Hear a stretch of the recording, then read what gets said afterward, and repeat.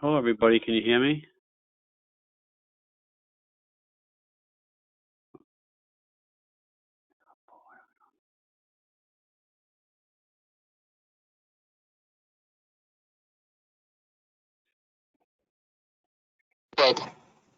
Oh, there we go. I can hear you guys. I'm gonna unmute you guys. We're still a little bit early, but just trying to get set up.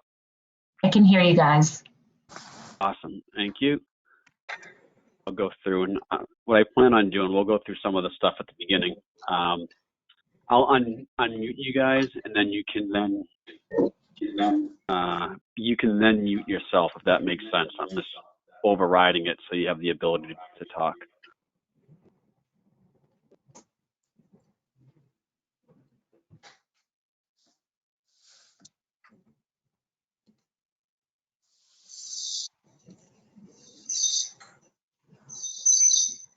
Are people able to see my screen? I'm not sure which one you see. Yes. We can see. We can see. Thank you. Is it the? I'm sorry, I've got multiple things going on here. Picking up an echo.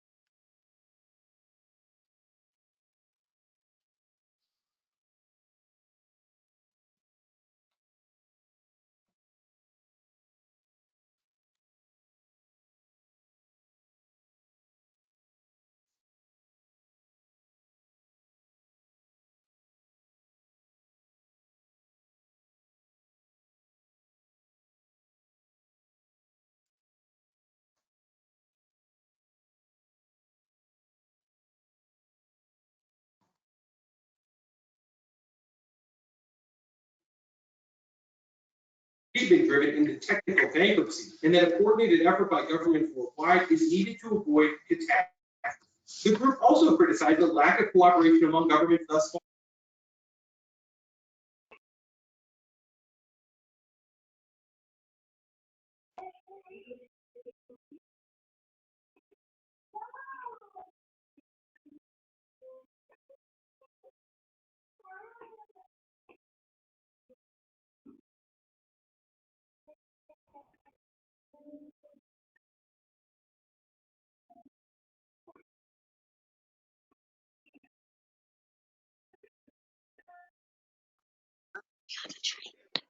All right, for the people, I'm unmuting a couple people. What screen can you see? Can you see, I guess, a picture of a baby on the desktop, or can you see the IFMA Boston chapter slide? IFMA Boston chapter. Perfect. Awesome. Thank you.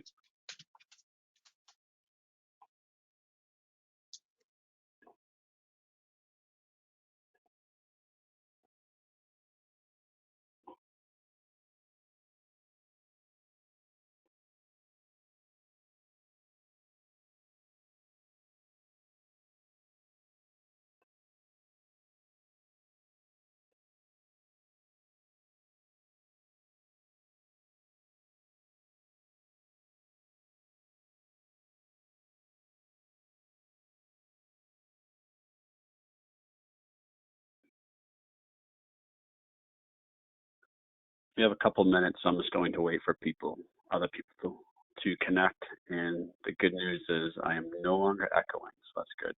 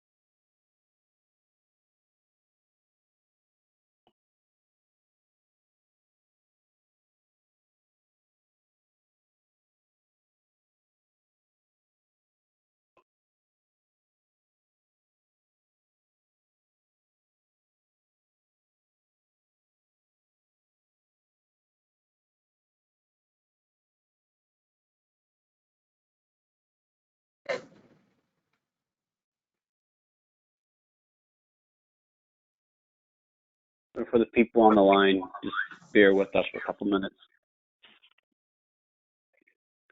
What I'm going to do is unmute the individuals, and then what you can do is then self-mute yourself. So at any point in time, if you have any questions, you have the ability to unmute yourself and then ask the question.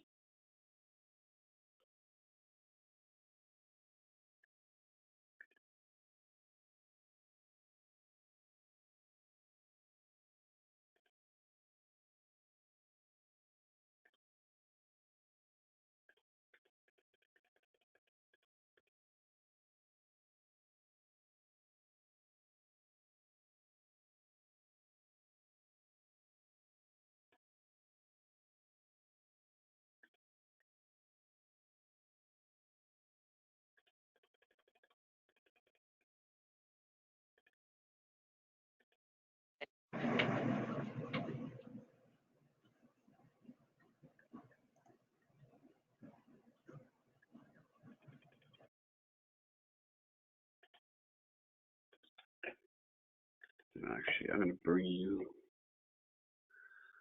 guys over so you can just have visibility from who I am unmuting.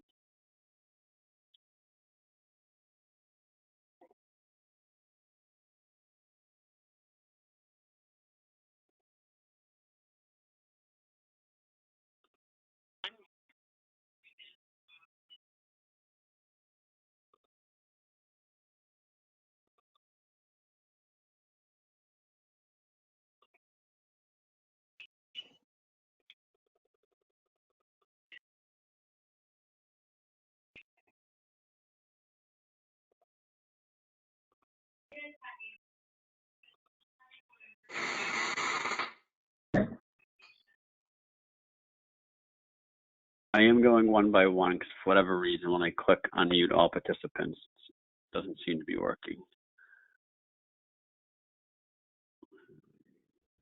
We can get started.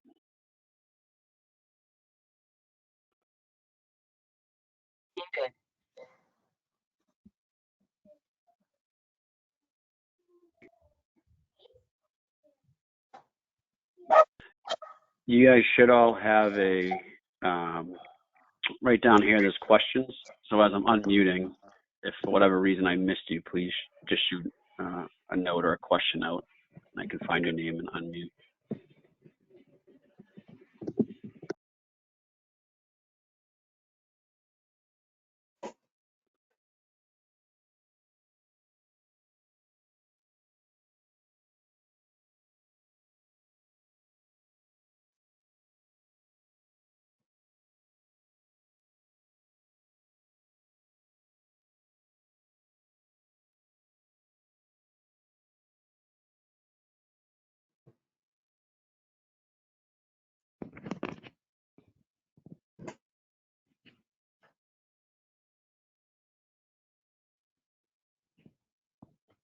Hey, Tom, how are you? Good, Andrew. How are you? Can you hear me? Yes, I can, loud and clear. Thank you. All right. So good. I'm a good test because I'm just logged in as a regular attendee. So hopefully there's others that are like me and can hear and. This one?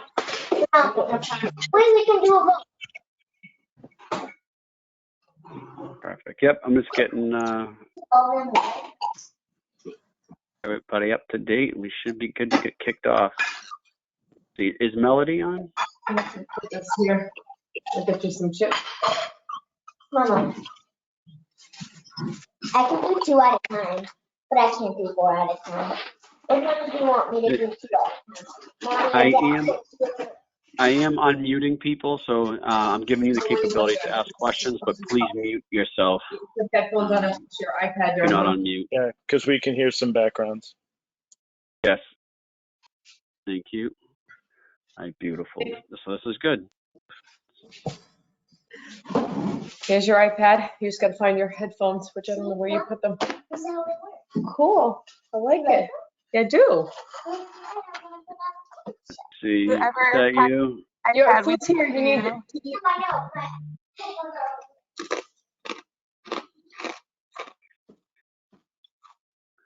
All right, so just bear with us. We have one more person. Our moderator's having a little bit of trouble on login, so stand by for a second.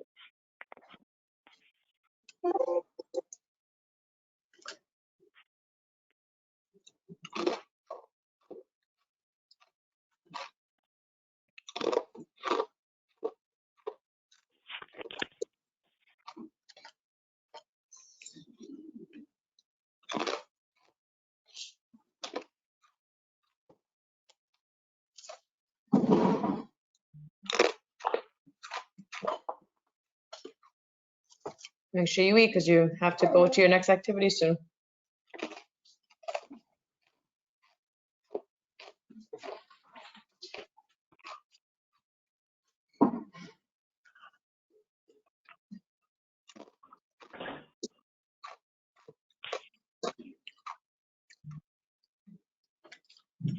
Hi, can you hear me? Yes, we heard Yes, that. is this Melodee? Okay, so somebody's got an open mic with somebody crunching chips in the background and discussing. Bear with us too. We're almost there. I'm just trying to get our moderator on. I'm texting her back and forth. It's just so indicative of the challenges from working from home, whoever you are. I salute you. I know, working from home. This is going to be a great conversation too once we kick off too, because that's part of the challenge. Either the significant other's home, the kids are home. There's a great commercial. There's a great commercial on TV right now. Yeah, you guys totally set this up, right? Yeah. Good job. No, thank you. Stand by.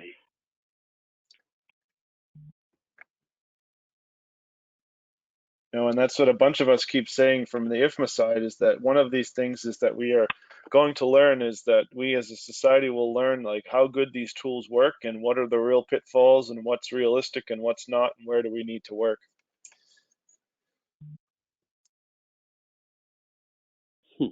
Yeah, this is fun. Melodee and I did do a dry run this morning, which is great.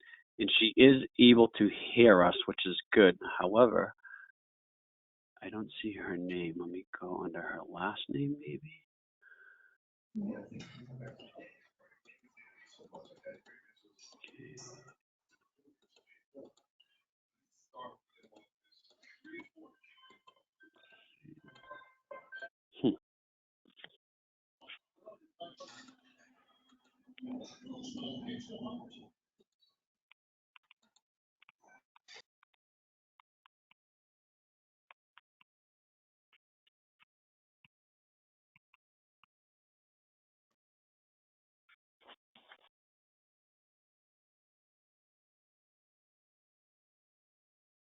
All right, so what we'll do is she can hear us, which is great. However, let's see. Let me see. She might be in by a number. Let me look. Let's do this one last test real quick and see if I can find her by a phone number. She's over here. Ah, she's hidden. Melodee, can you hear us now? There I am. Yes, you just unmuted There you me. are. Thank you very much. All right. And whoever said, so yes, guys, we're witnessing the challenges, here we go. Yes. Thank you, everybody, for your patience. So I'll have Melodee kick off, but I'll just do a brief introduction. My name is Andrew Delpreet. I am on the co-chair for the Education Committee for IFMA Boston, and I am a senior facility manager at Liberty Mutual. So as all of us, I'm sure, on this phone call, this is turning our world upside down. Melodee? Hi, thanks, Andrew. Thanks, everybody, for taking the time to come and sort of commiserate with each other and hopefully get some tips and tricks and just, frankly, basically support. As we've already discussed, I think the most important thing is that we're all unmuted. So if there's, just basically keep yourself muted until you want to speak, just because so many of us have distractions at home right now, which is sort of one of my first points is this is not an ideal test of work from home. So it's an interesting place to be. I mean, we're doing it because we have to, but having having children at home is one of the first no-nos when an organization is actually setting up any kind of a workplace flexibility program. So it makes it challenging. I would like to sort of have a poll of what our company's doing. I know we had that in the sign up, but a couple of people have said to me, since I filled out that poll, it's already changed what we're doing in our companies. So is Janessa on, and can we run the poll really quickly? Yes, we can. Let's see. So does everyone see on their screen, it should say is a portion or all of your company currently working from home as a result of the COVID-19? No. No, not seeing that, Andrew. Not seeing that. Oh, let's see. Let's There try it it. is. Okay. Now, there it is. We see Awesome. it. If you guys can click yes or no.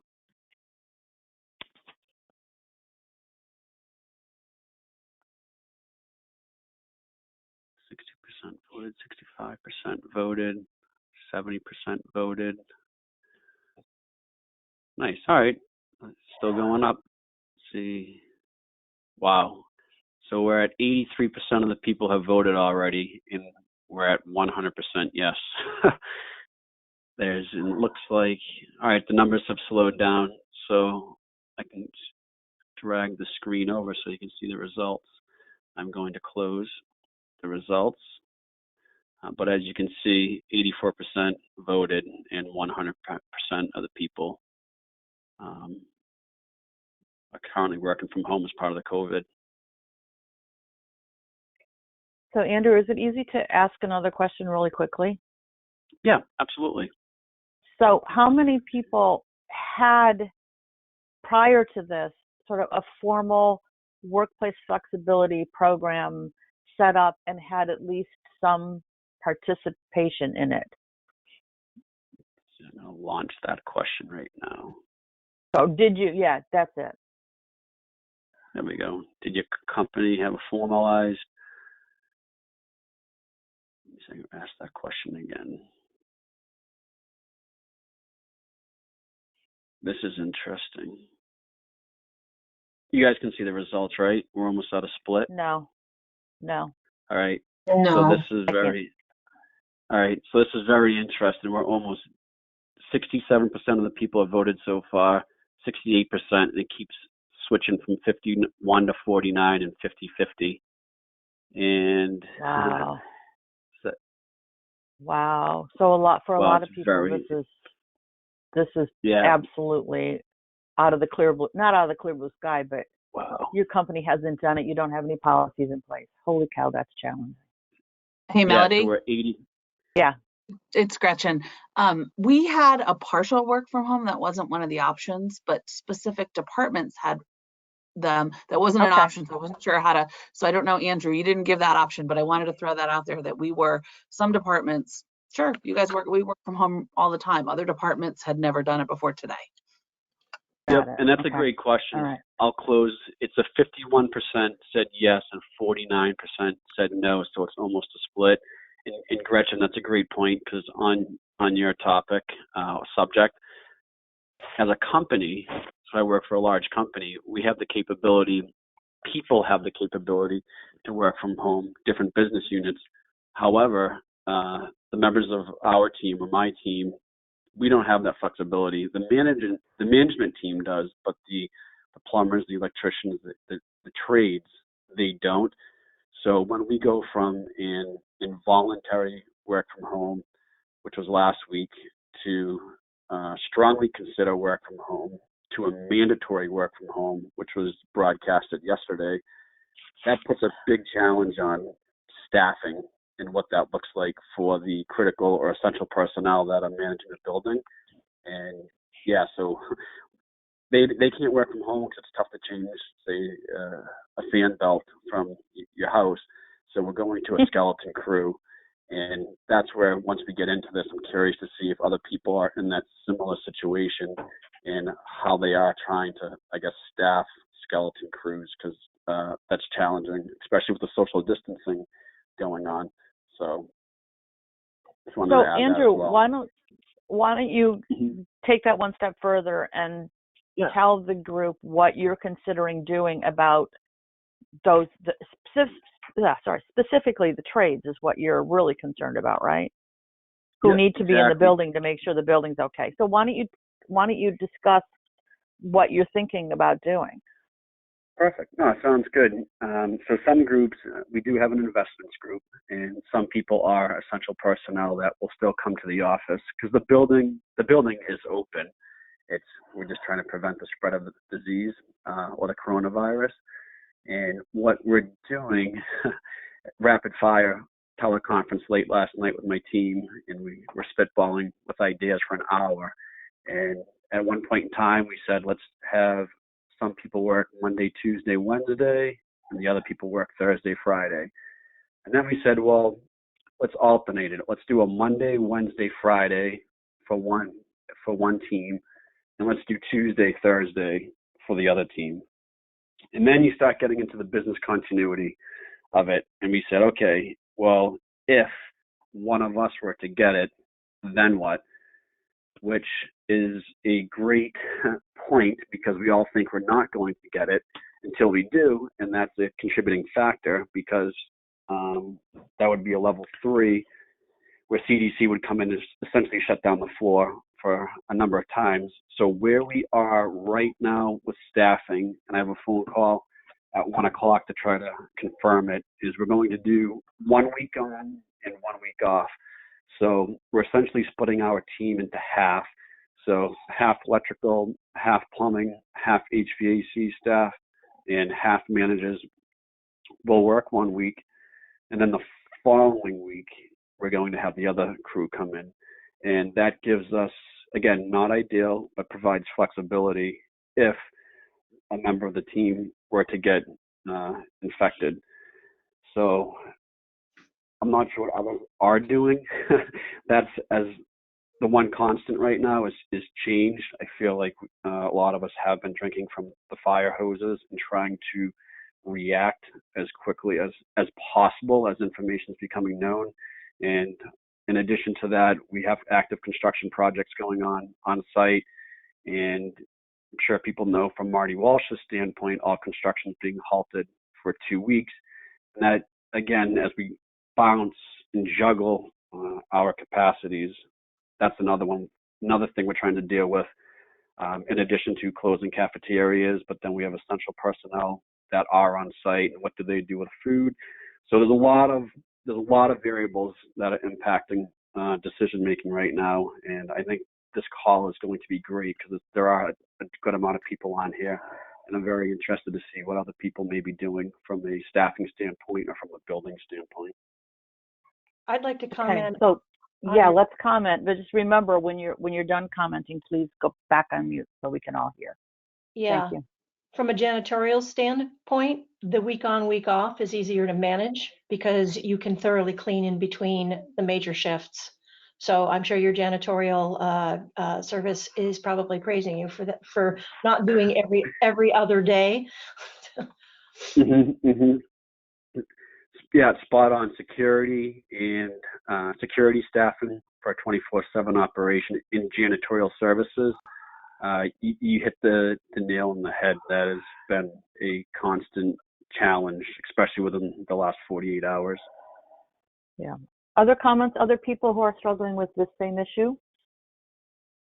I'm calling from a law firm, and right now we have a stipend for some employees, our catering team, our mailroom, that they will receive an extra $50 per day, up to $250 per week to help with if they don't want to take the train or they need to rely on other forms of transportation, whether it be Uber or parking, to help them get into the office. Interesting. No, thank you for sharing that. Are your operations still being done on site? They are. We are not closed. We have advised people who can work from home to work from home, but non-essential employees are asked to be in the office. Okay. Other comments? So we're still open and we're a search firm. Most people are working from home, but the finance team, IT team, they're still in the office. And I'm just wondering, I know with the news that came out yesterday, someone mentioned it earlier. You know, how do we stop those operations? What do we tell these departments that say they can't work from home, but now we're being advised to stay home? So I don't know. That's a great question. Yeah, and so this is Andrew again, and we've had a lot of conversations on that because it's somebody's paying for it, and I call it the trickle down effect, where we're trying to do the right thing from a business standpoint, but then also you consider other restaurants and the bars, and they're all getting shut down too, in addition to everything being canceled, which were a significant source of revenue, such as if it was the St. Patrick's Day Parade in Selfie or the Marathon, where all those businesses are now going to be, if you go from not only the restaurant, but you start back from the food and alcohol distributors being sent to the restaurants, and then the employees and the cooks that are all cooking for the customers that are eating, and the staffing and the waitresses and the tips, all that now, that's the impact of trying to curb this. And hopefully the next 2 weeks we start to see a decline in the amount of cases. But I think that's the ripple effect. There's a cause and there's an effect. We need to take the corrective measures to prevent this from becoming worse. But however, when the dust settles, the economy will recover. But I think that's going to be the challenge. And to get back to your question, is some of the people, if it's frontline workers at the janitorial staff level or security, like everybody else, they're relying on that income to be working every day. And even in construction, they don't have that flexibility to work from home. And we're hearing it now where people say, I only have 2 days that I'm available to take off. If I'm not working, I'm not getting paid. And that's a big challenge. Some companies are paying their staff to, if they aren't able to work from home, it's essentially, I guess, getting laid off, but they're continuing to pay them as if they were at work. But all companies don't have that flexibility, and that's a very difficult question that, from my standpoint, our team and leadership team have been discussing. I'm not sure what others have had that conversation yet. But it really is up to the senior management of the firm and the risk, and a lot of this is being driven by risk departments. Mm-hmm. So they have to say what the rules are, and then I think it's up to us to respond to it. Or sometimes, a lot of people are able to participate in the conversation, but we really have to figure out how to respond, and that's the challenge. Any other comments about this? Oh, sorry, go ahead. Yeah, I just wanted to get back to you, Andrew. I'm Shirley with the original question, but that's a good point that you bring up. We've kept our cleaning staff working every day just because we know they need to get paid. They don't have money, they don't have resources, they can't pay for things unless they work that week. So we're also being mindful of that, but it's just such a tough situation because we are exposing them and exposing other people, like the finance team that's still there. And I don't know, it's just such a hard place to be in. I'm sure a lot of people agree. Hi, agree. Debbie. I was going to comment because I think I heard that she had people who couldn't do their work in finance, not necessarily people who couldn't physically do their work, but people like finance. What I am hearing for various connections in the network and peers is that IT consulting firms, or the companies, the IT portion that works with all these companies, they have remote devices ready and available to go into companies and do that. I am aware of people who over the weekend went in and installed hardware so that the following Monday the employees could be trained and learn to work remotely. In our company in particular, the finance team has been very much involved in the um, remote access part of the office staff, and there are like two things that they are not able to do, but they send everybody home to do everything else. It's such a paperless world right now. I think it's up to if we want our staff to practice the distancing, that we have to talk to even people like finance and the managers of finance, that you don't have to send proprietary information back and forth over email. There's a whole lot of software and hardware applications that can be turned on very quickly. Good. Thanks. Somebody else had a comment as well. I was just going to say that I heard someone say that there's a 2-week phase that we might be in. There's been a very beneficial, informative website from Johns Hopkins University Medical Center that has shown the track of infections in China, and they're hitting a steady state if the data is correct. But that took quite a while, and I think unfortunately, I think the 2 or 3 week window here is possibly underestimated, unfortunately. Yeah. Mhm. Yeah. So anyone And else what's want to the new comment on this normal? particular thing?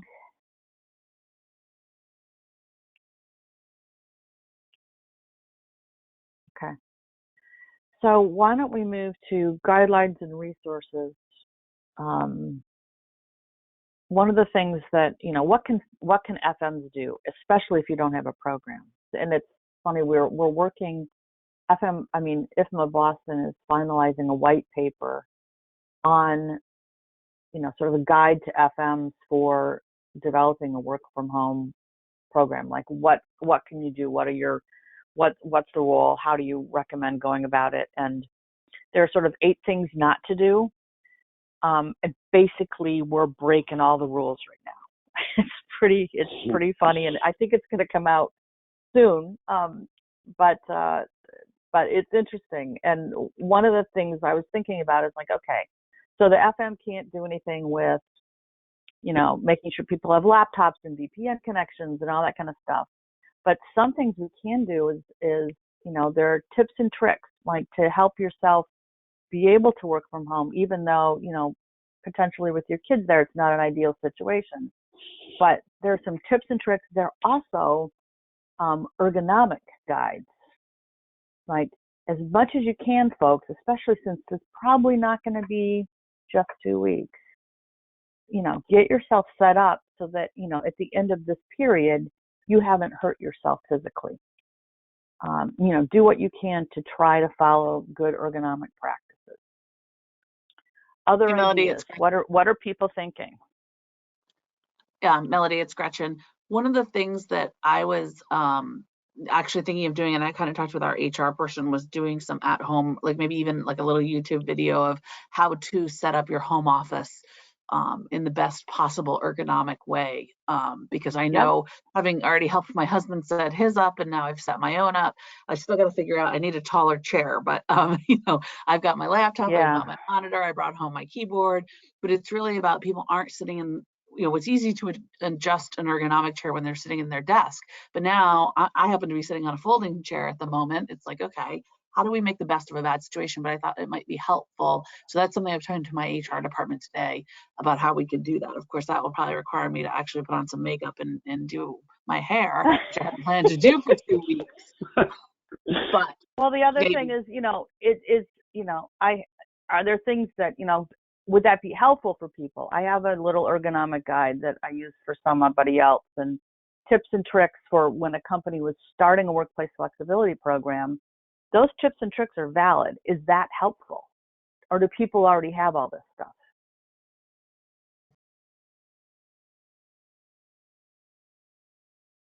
I think it's super helpful. Years ago, Blue Cross had put something out that I use still to this day as a guideline, and I'm happy to share with anyone else. But I'd love if we could collectively share and maybe come up with something, under IFMA Boston's letterhead or something that we can distribute to our teams.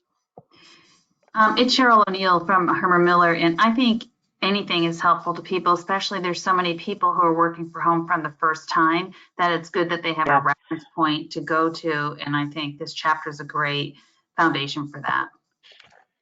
The other thing to keep in mind too is that we may be facing situations where multiple family members in the household are working at home at the same time, and maybe there's only one office, and what do you do from there? That's another challenge that I think a lot of people didn't think of. Yeah, Tom, you're right. And I can give the examples. My direct example is my wife's working from home now as well. We have the little guy, and we both have meetings at 10 o'clock. And that's kind of the new normal right now. We're trying to figure it out. You may hear kids crying in the background. Or I spoke with an individual from our office yesterday. She's like, oh, this is going to be great. How am I supposed to work from home with 3 kids and 2 dogs? And that's, Right. I guess, Right. and that's what's strange is that that's kind of, for right now anyways, we're in that state of unflux. And is it the new normal for right now where you just have to do what you can to make it work? And I think that's the world we're living in right now, unfortunately. I think that's right. I think there's not a choice. And one thing that I wanted to make sure was, as we were talking and planning this call, one of my comment was, if you guys, one of the recommendations for setting up a workplace flexibility program is to do a pilot study. And somebody commented, oh, this is a great pilot study. And I'm like, no, this is not a pilot study. Because what we're doing right now is not planned, thought through, evaluated, set up with systems and a process. And people are not working, they are not set up. So I encourage people, if someone starts to think about that and, oh, this, working from home doesn't work because blah, blah, blah, blah, blah. This is not a good example. I mean, I think we're clearly all going to get through this and we're going to make it work. But my goodness, it is not, for many, many people, this is not an ideal way to do this. Totally agree. Yeah. Right. So other comments, other guidelines, resources, what do people have? What can they offer?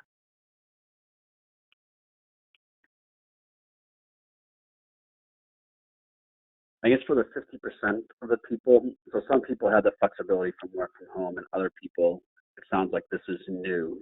So when we get to the simple stuff as the VPN or company firewalls to able to log in, is that their world right now, trying to get people set up just to get online and work remotely?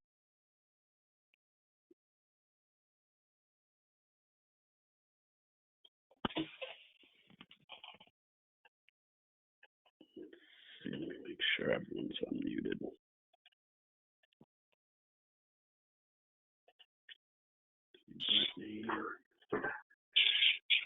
There's a couple people here I'm unmuting. So Brittany, I just unmuted you if you wanted to mute yourself now. I'm gonna mute her. All right. Does anyone else have any comments on? You see, there's a couple other people here I'm unmuting. Emmanuel, Pina, and Eric. Oh, Dennis P. Just an FYI, I unmuted you guys, so you can self-mute now. Let's see.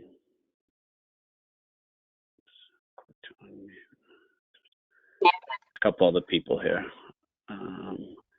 John Kaczynski, I just unmuted you if you want to self-mute. Same with John LaRosso. Let's see, self-muted.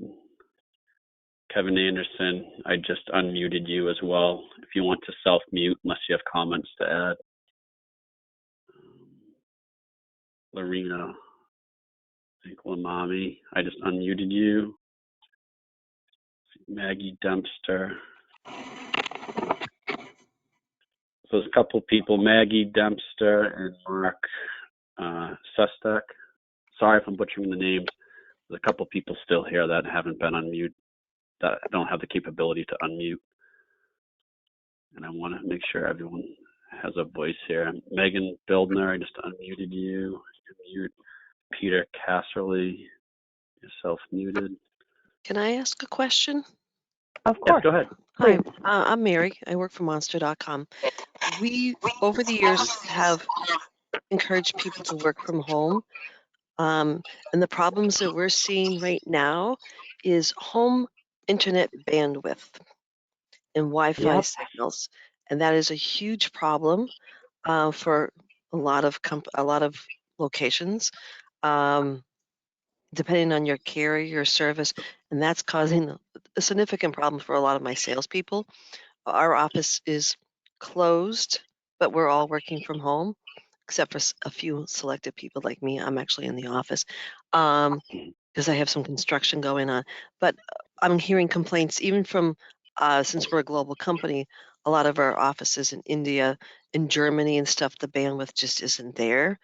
And like license approval for your house, if you get too many equipment pieces on, you're like, oh, you need to upgrade to a server and not just, you use your 5 people up. That's a problem that we're encountering. And even if you go on a hotspot, it doesn't work sometimes. So that's one of the things that you guys also have to keep in mind. Done talking. It's a challenge. I'm having that challenge personally. Yes. Anybody else having that challenge? Yeah. So yeah, this is Andrew. I was on a Skype for business call earlier today, and it dropped off. So I called the individual on my cell phone, and he said, "You are no longer online." And I looked, and I said I had no internet access. And I think part of that too is the infrastructure, that there are a lot of people working from home right now, which is, I guess, probably a little unusual. But I'm not an IT guy, but I know a chief technology officer, knowing that significant part of our organization across the U.S. will be working from home, they made changes on the back end because there's going to be a lot of users logging into the VPN. I think they were trying to make some, whether it be bandwidth or make changes so people had the capability to log in. With that being said, there were people on my team that were texting me saying, "Hey, I'm unable to log in." So I just told them to call the IT help desk. And one of the comments were, there's so much volume of people trying to log in for the first time, just to kind of bear with them. So I think that's all valid points. Yeah, I think it's going to take a while to get, yeah. Mm-hmm.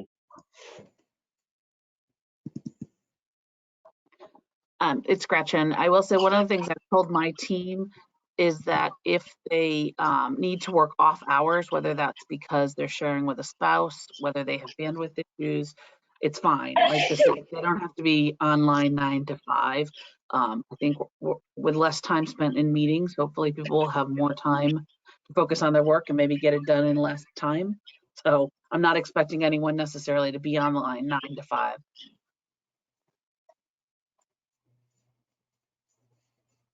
Yeah, good point too. As part of that conversation, we're considering just doing like 3/10s. It's not the full 40 hours, but just to have enough coverage to keep systems operational.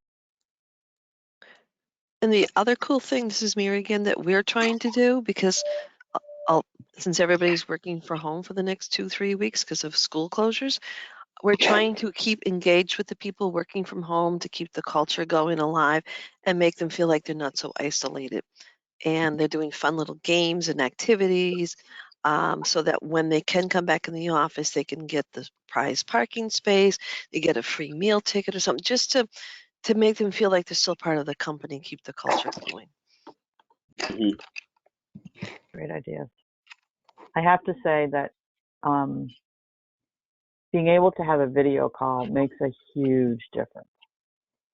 And I didn't really, I sort of, given how much time I've spent in the last week at home already. Video calls just, it does make a difference. And I'm shocked to say that. I'm shocked that I actually didn't really realize that before. But boy, anytime you can, make it a video call, and it's worth it. I will just encourage that. It's interesting, Melodee, to jump onto that. I totally agree, and that's been a company preference for our organization, who is a global player with 13,000 people globally, working internationally all the time. It's really important. But believe it or not, yesterday we got it wasn't a formal rule, but a recommendation to limit our video calls, mostly because so many people are working remote. Because of bandwidth. Because of bandwidth, exactly. So the little picture would use less bandwidth than the videos if they were happening everywhere. So another unintended consequence of this situation. Totally. That's a really great point. And to add to that too, I was just going to add that when all the dust settles, whenever that may be, the unknown is that short-term, long-term, but what is the new normal going to be like? Because we're putting all these measures in place, and we're kind of being forced to do things that are definitely outside the comfort zone and things we don't typically do. And I'm just curious to see how this changes from just like a business and building standpoint, because if we do this for 6 weeks, 2 weeks, 4 weeks, 6 weeks, that's a change, and I'm curious to see what's the result of that moving forward once things do go back to normal. What does that new look like? And because I think we're being forced to make those changes right now, and it'll be interesting to see if business practices change because of it.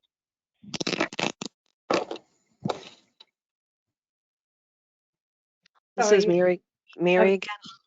Go ahead. Just let you know that when we ask some employees to work from home, because we have people coming from different states to our local office, they get a tax break. Actually, they got a boost in pay because they lived in New Hampshire. They didn't have to pay Massachusetts tax because they were working from home. And now when we're getting ready to have them come back in, they're like, oh, wait a second now. One, I have to pay gasoline, tolls, fight the traffic, and no, now I have to pay tax again in Massachusetts. They're like, maybe can I just stay working from home? So that's one of the downsizes. If you have people who work in different states, the tax rates are different. That is very interesting point. Yeah, annually, our company usually does a survey if people are working from home, specifically if you're on border states. And I didn't even think about that yet, but that's a good point. If someone from New Hampshire is working all this time at home, essentially a place of a business for tax reasons and other things. That's a good point. Thank you for sharing that. I have a request that we do this call again a month or 2 or 3 after everything settles back in to see how permanent the changes are and what we may have done to proof ourselves against this again. I think that's a brilliant idea, a lessons learned version, and we will take that note and definitely do that. Okay. Agreed. Really good point. Yeah, I'm wondering how much of it is sick. Well, that's a good point too, because we talk about there's a lot of stuff happening right now. It's uncharted waters. There's no real playbook for it. And one of the lessons learned that I'll try to do with our team is we need to do a debrief and, again, lessons learned in case it happens again. There are so many decisions being made so quickly, and I don't ever want to anticipate this happening again. However, you can't hope. You need to plan for the worst and hope for the best. And there needs to be a little bit of a playbook that documents what is happening and what decisions were made and why. So and it can even be built and put into the business continuity plan, just so if something like this were to happen again, it's a little bit more. I do not want to say used to it, but some decisions may be documented, so it'll make it a little bit easier for other people if we ever had to experience something like this again. Yeah, I think the ratcheting of response has been the hardest thing, because literally it's been whiplash every darn day, if not hourly. So to have that phased response laid out so that you can say, all right, we're going to plan A, plan A1, plan B, whatever it, well, being a facility geek, I can't help it, but but we had, you're right, because we had plan A, B, and C, and C was kind of reaching, but within 2 days we already got to plan C. I'm like, holy smokes, we're on D and E, and yeah, I mean, it was like NASCAR going by. Woof. Yeah. It was. I mean, all you could hear was the sound of engines and the smell of exhaust. It's been that fast. So yeah, agreed. So yeah, it would be really interesting out on the other side of this to see who was resilient, who wasn't, what key decisions were made early and maybe should have been made early and didn't get made early, all of that. Yeah, no, I agreed. I love the fact that we do a debrief in a couple months. Yeah, it's a great idea. The DR BCP people are gonna just go crazy after this is over. Oh yeah. It's gonna be like almost like a new field. Because I remember after 9/11, all of a sudden they got a new lease on life in terms of people actually paying attention to them. And here it goes, man. It's the same thing, man. It's very much. And the other thing about 9/11 is it hit specific areas. I mean, you know, we in Boston felt it very strong, as did the New York area and the DC area. It didn't hit the whole country in the same way. This thing is hitting the entire, I mean, the world, obviously, but just thinking about us. Yeah. It's everybody, and it's all firms, and it's everybody. Yeah. This is not a power outage where you can get crews from out of state to come and help you. Everybody's in the same. Exactly. All the resources are locked down for local use. Do we have another poll to run? Oh, go ahead. I'm sorry. You had a. This is Mary. I just want to say something. Because we're doing reconfiguration of our cubes in here, I was cleaning out, I've been with Monster over 20 years. I was cleaning out a drawer and I came across an HR magazine from 2006. And the title of the cover is Pandemic, How to Prepare for the Unthinkable. Okay? Now, like I said, I've been here 20 years, and I sent it to the letter to my disaster recovery guy. He goes, one, you got to be kidding me. You've held on to this for how many years? I go, 20 years. Because it's a pandemic, and the head of the human resources looked at it, and she goes, here. I said, can I have it? And I sat there and read it. I have a degree in biology, and I've had epidemiology and immunology and virology. So this stuff is sort of like fascinating to me, even though in the facility. And I said, so I hanged on to it. He goes, why haven't you told somebody you got a handbook already written? I'm like, oh, well, I forgot all about it. That was like almost like 15 years ago. He's like, so this has been going out there with human resources. And I mean, some of you probably haven't been in the workforce that long. This has been talked about and played around a lot. So it's out there, guys. And yes, the business disaster people they're just pulling their hair out. That's all I can say.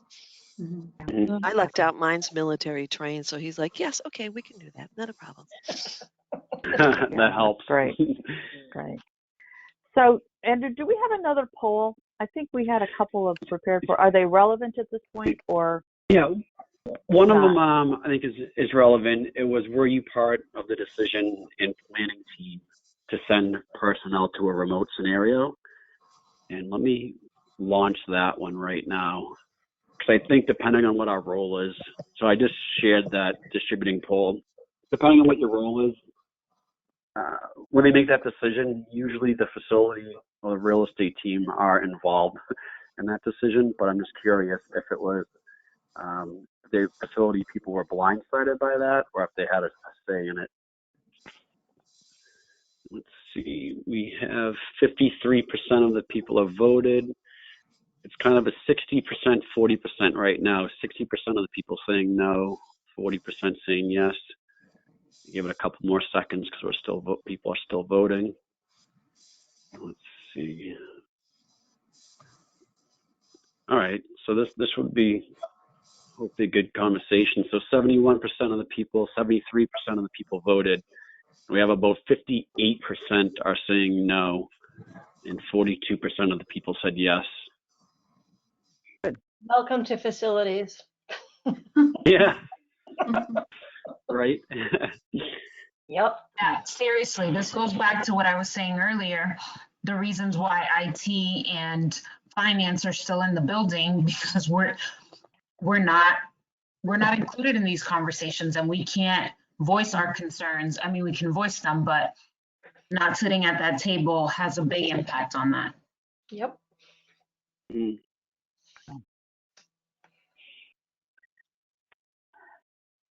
Okay. Who else? Anybody else and- that was either part of? Yeah, I'm going to say anyone else part of the conversation or not part of the conversation that had anything to add.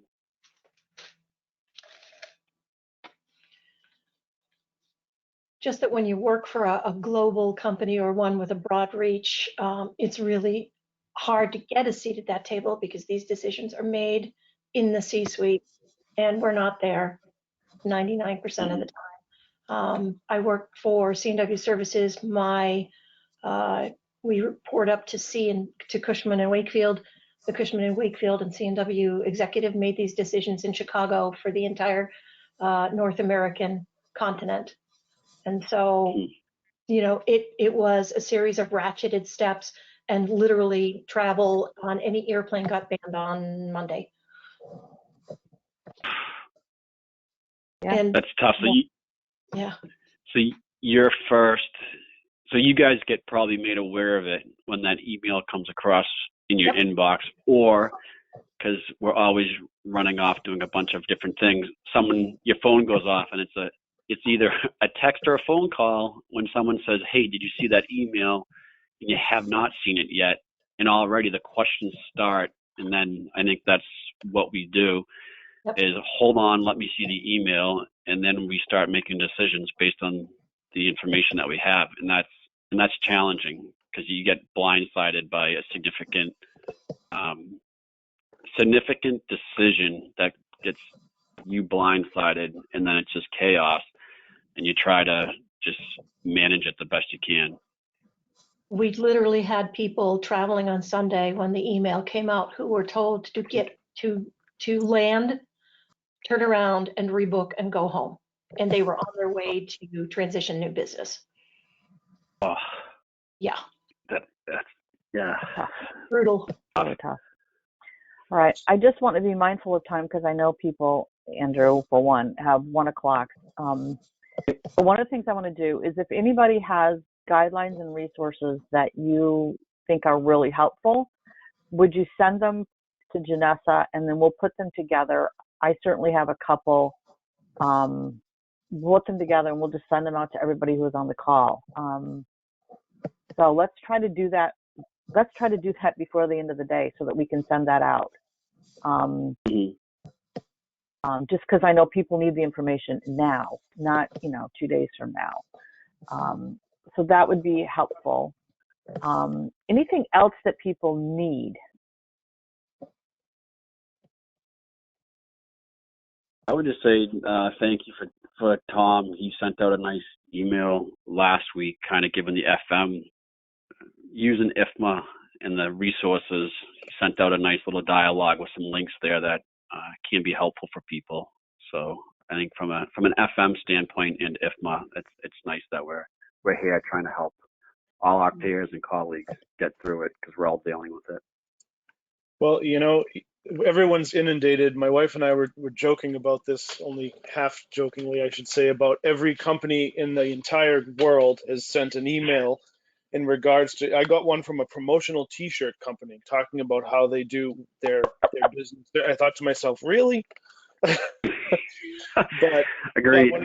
when it comes to this stuff, IFMA truly is a member organization, and we got to give some credit to International for their resources that they were very early at putting together, which I think was very helpful for us. And a lot of members here, requesting things of the chapter is really important for us because it allows us to know what you guys need and be able to move quickly. congrats to Janessa and to Andrew and to Melodee and to the folks from last week as well for putting together 2 programs on this topic in less than a week.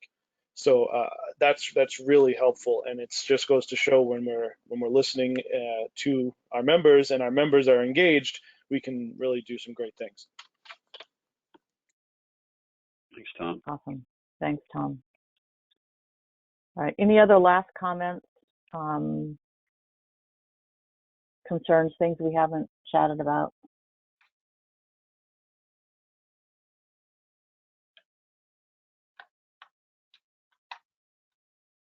Okay.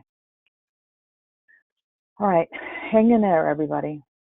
Send to Janessa any guides, resources, things you have that you think might be helpful to your fellow FMs, particularly about the work from home thing, but anything else that we can put together in a little package. And reach out if you need help.